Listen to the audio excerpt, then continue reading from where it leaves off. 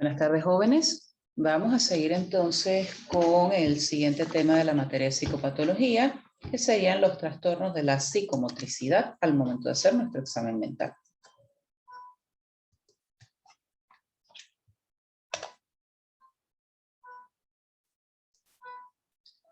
Debemos de tener en cuenta ciertos conceptos básicos, como por ejemplo la voluntad.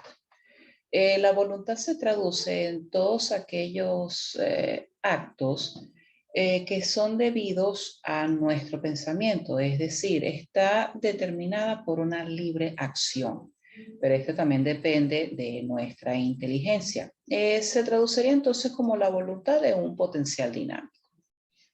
La volición se refiere entonces al deseo, a las ganas, a ese apetito de hacer algo. Es decir, apetito o deseo de objeto con objeto de conocimiento. Los actos en psicomotricidad pueden ser de carácter voluntario o involuntario. Los de carácter voluntario son aquellos que se producen con una finalidad, con un propósito, con un fin, y hay un deseo consciente de hacer esta actividad. En los involuntarios no hay conocimiento del mismo. La actividad psicomotriz es una ejecución independiente de nuestro deseo.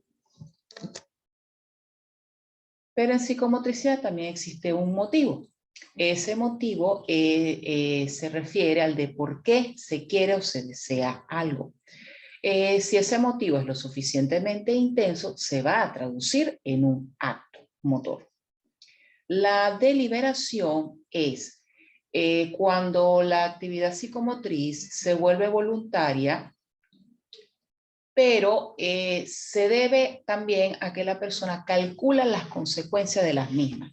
Como por ejemplo cuando dicen, lo hiciste con premeditación y alevosía, ¿verdad? O sea, es decir, premeditación y alevosía porque sabías lo que hacías y sabías las consecuencias de dicho acto. El acto como tal es la ejecución, sería la expresión máxima de esa conducta que es visible y observable. En los trastornos como tal de la psicomotricidad hay que tener en cuenta también la voluntad. Tenemos entonces la abulia. A, ausencia, bulia de voluntad. Abulia sería entonces la falta o ausencia total de la voluntad.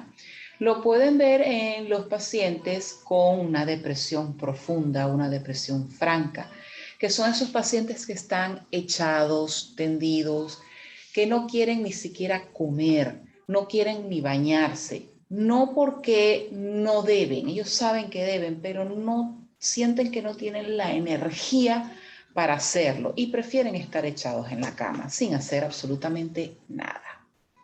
En la hipobulia, bien lo ven en los depresivos, el paciente tiene una disminución importante de esa energía. Él puede llevar a cabo ciertos actos esenciales, como por ejemplo ir al baño, comer, bañarse, pero porque tienen algo de interés, pero la energía para hacer las cosas, mira, levántate, vamos a conversar, vamos a leer un libro, vamos a jugar un juego por teléfono, no tiene la voluntad para hacerlo. La apatía, por su parte, es que la persona no tiene interés. Es muy frecuente la apatía. Estoy seguro que todos lo han experimentado alguna vez en la mañana cuando se levantan, que tienen que ir al trabajo, que tienen que ir a una clase, que dicen, ay, qué fastidio, y tengo que pararme para ir porque no es fin de semana, porque no es un feriado, qué fastidio ir para la clase otra vez. Y les cuesta, o sea, se visten y se asean con una pereza, como que lo hago porque sé que tengo que hacerlo, pero no tengo placer en hacerlo. Esa es la apatía. También existe una conducta que se llama el negativismo, que puede ser activo y pasivo. El pasivo es cuando el paciente no ejecuta el acto sugerido. Por ejemplo, te le dicen, por favor, te puedes sentar en esta silla que tienes aquí al frente. Y el paciente no lo hace, sino que se les queda con la mirada fija, viéndolos y no realiza el acto. Puede inclusive hasta no moverse para no hacer lo que ustedes le ordenaron. El negativismo activo es aquel que realiza el acto completamente opuesto a lo sugerido o algo completamente diferente. Por ejemplo, mira, ¿por qué no te sientas en esta silla que está aquí? No, en esa no, se va a sentar en la otra, en la que está del otro lado. La procinesia. Esta se ve mucho en pacientes con deterioros cognitivos, con demencias o esquizofrenias desorganizadas. Son aquellos pacientes que constantemente manosean las cosas, están constantemente tocando, abrochan y desabrochan los botones, con las camisas están, la ropa principalmente están haciendo este acto, soban la camisa, la revisan, tocan los objetos, manosean todo lo que esté a su alcance. ¿Okay? Y son reiterados, son repetitivos estos movimientos. La obediencia automática puede verse en las catatonias. Las catatonias pueden ser las esquizofrenias de tipo catatónica, donde el paciente puede obedecer automáticamente a las órdenes sugeridas, no necesariamente a la de entrevistador, puede ser el de un familiar. Me tocó un paciente, él era un cuadro psicótico secundario a consumo crónico de sustancias, que consumía las sustancias, se psicotizaba y era una psicosis con elementos catatónicos, porque había una obediencia automática que solamente obedecía a las sugerencias de la mamá. Tú le decías, por favor, siéntate. Él no obedecía al médico, pero cuando la mamá le decía, mira, que te sientes, él automático, como un niño chiquito obedeciendo.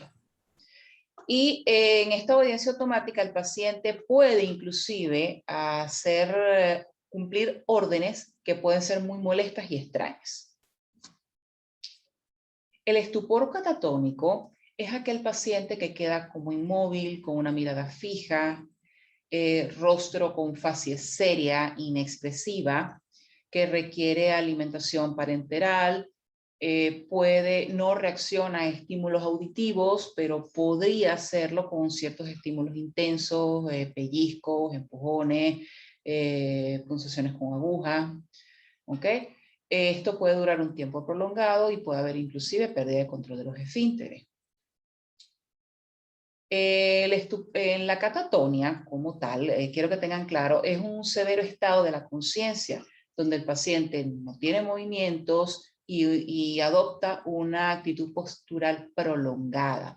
Puede quedar en posición fetal, como puede quedar rígido como una momia. En el estupor melancólico se ven las depresiones también muy severas.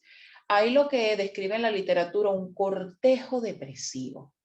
Es un paciente, vamos a poner un ejemplo, puede adoptar una posición fetal en la cama, así con una mirada triste, y todo él es un mar de quejidos, están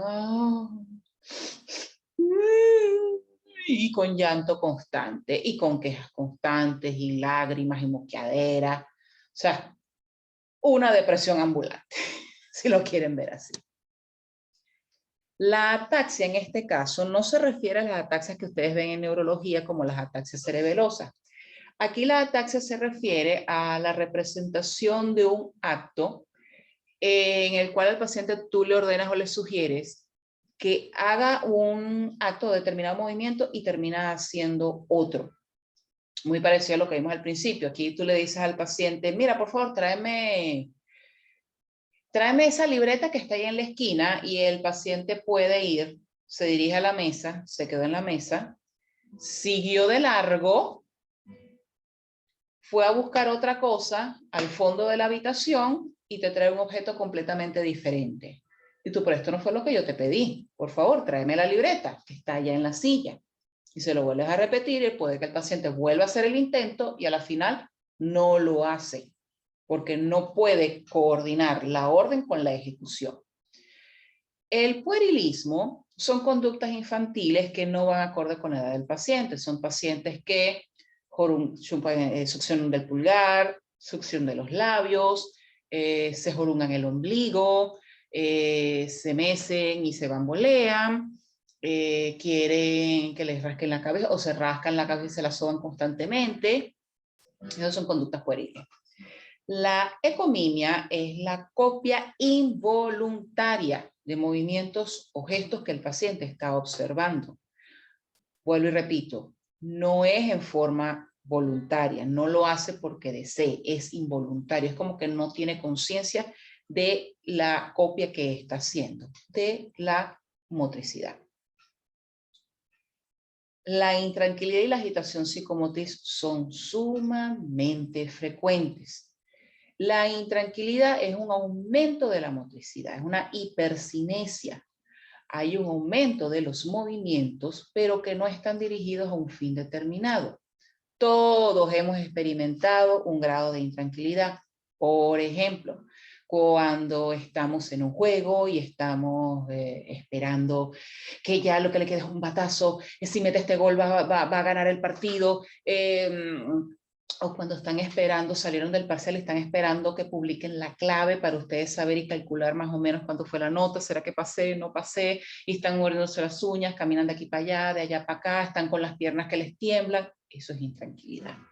Muchos pacientes llegan con intranquilidad que podría evolucionar a una agitación psicomotriz, que será la máxima expresión de los trastornos de la psicomotricidad. En la agitación psicomotriz hay una hiperactividad que es compuesta porque no es nada más motor. El paciente puede tener aumento de la conducta, del lenguaje, de los gestos, etc. Lo pueden ver en pacientes bipolares, en fases maníacas, en intoxicaciones, en los delirios, en las esquizofrenias. Hay una pérdida del control de los movimientos. Bueno, hasta aquí vemos entonces la clase de psicomotricidad. Nos vemos en la tarde para resolver sus dudas. Hasta luego, muchachos.